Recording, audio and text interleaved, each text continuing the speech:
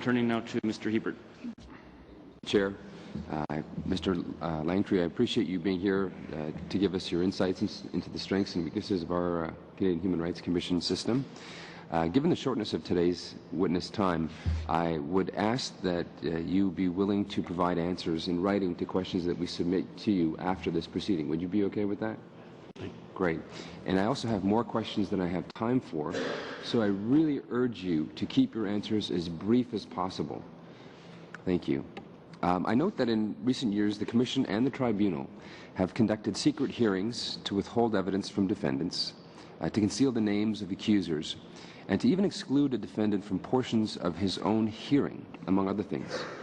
I, too, am a lawyer, and as I'm sure you would probably know, such practices do not occur in regular courts. If they did, they would bring the administration of justice into disrepute. So my first question is, who approves these kinds of legal tactics? And the second question is, does either the Commission or the Tribunal have any sort of a manual of legal procedure that must be used during these hearings, or do they actually just make it up as they go along? Thank you for the question. I appreciate the opportunity to, albeit briefly, as you suggest, to describe our processes. As you well know, of course, we are an administrative tribunal, and as such are subject to the rules of procedural fairness, and all of our decisions are subject to review on judicial review. Document of legal procedure? We have operating procedures that we follow, certainly, which is more in terms of the time periods within which complaints and responses must be filed and so on. Anything like that would be appreciated. Sure. And my other question was, who approves the legal tactics that you use? Well, there really are. The legal tactics, if you will, are conducted in the same way before the tribunal in virtually every case. When we would make any kind of special request, we have to establish before the tribunal. As you know, there's no hearings at the Commission. At the Commission or at the Tribunal will make a decision as to whether or not to have, a so-called secret hearing on some of these issues. It's not directed by yourself or anybody in authority. Well, if on one occasion when an application was made before the Canadian Human Rights Tribunal to permit one of the witnesses to give evidence, had to state the case, our lawyer had to state the case as to why a great exception would be made to the usual, and the foundation of that was based on concerns of potential security or safety, but it's up to the tribunal then whether or not to accede to a request, and that was made in one instance that I'm aware of, and I'm only aware of one instance. Okay. Moving on. It's not escaped the notice of parliamentarians that some Commission investigators have broken the law. And here I'm referring to the posting of large amounts of hate speech material on the Internet by your investigators, the theft of Internet service during a recent investigation. I also note that the Commission has hired some questionable people. One was a former police officer who was kicked off the force because of corruption.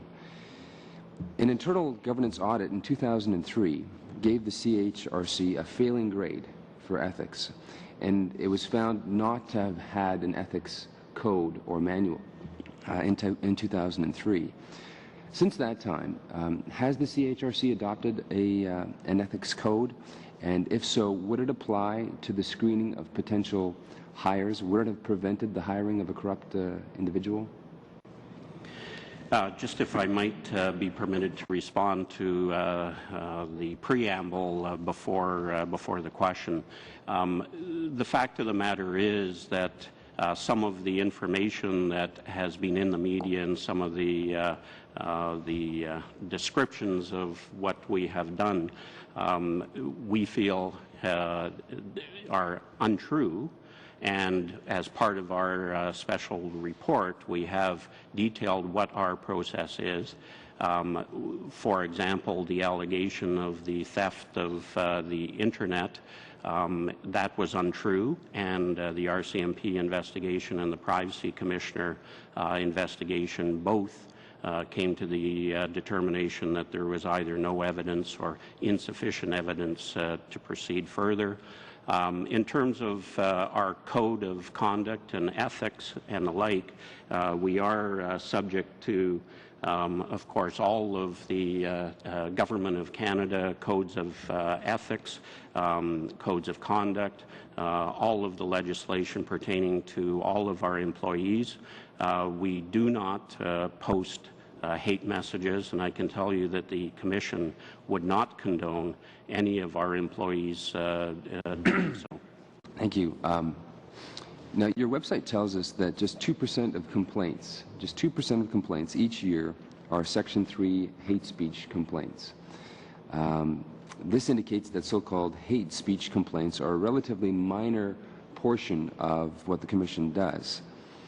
What's even more interesting is that it's the same individuals responsible for virtually every Section 13 complaint that has been sent forward to the tribunal in the last 8 years. I'm sure you know Richard Warman. Of the 14 complaints that have resulted in a decision from the tribunal since 2001, 12 out of 14 since 2001 have been brought by Richard Warman. So essentially, without Mr. Warman, it would appear that the law would not really be used that much at all.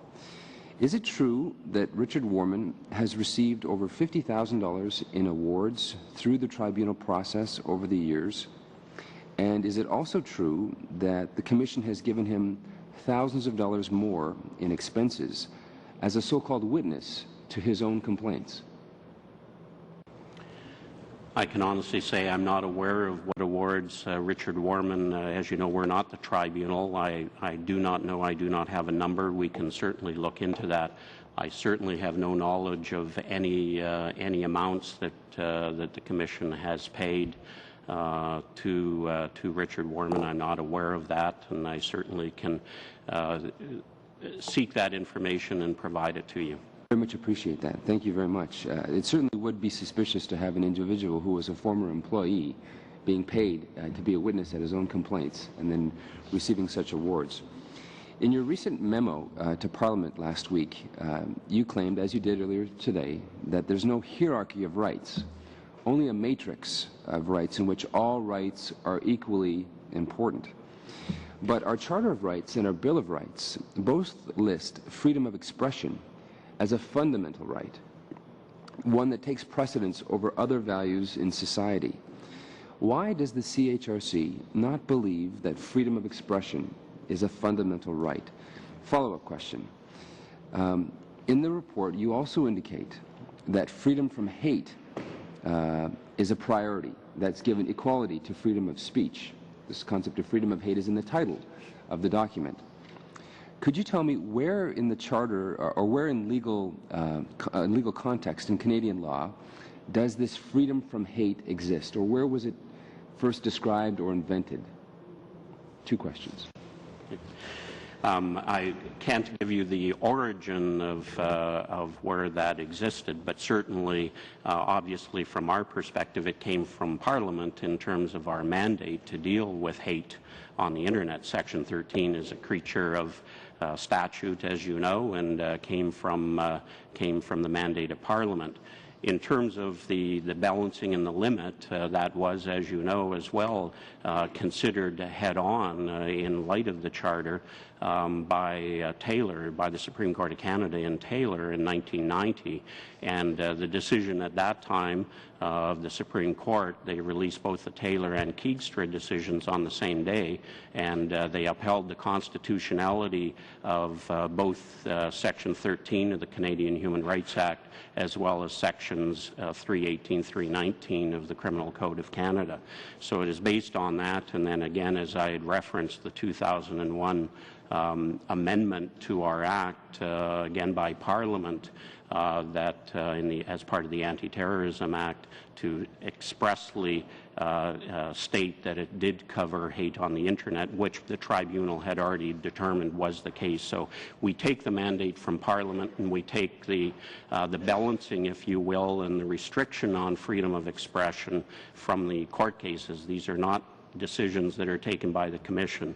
We are subject to Parliament and the mandate that you as parliamentarians give to us or take away.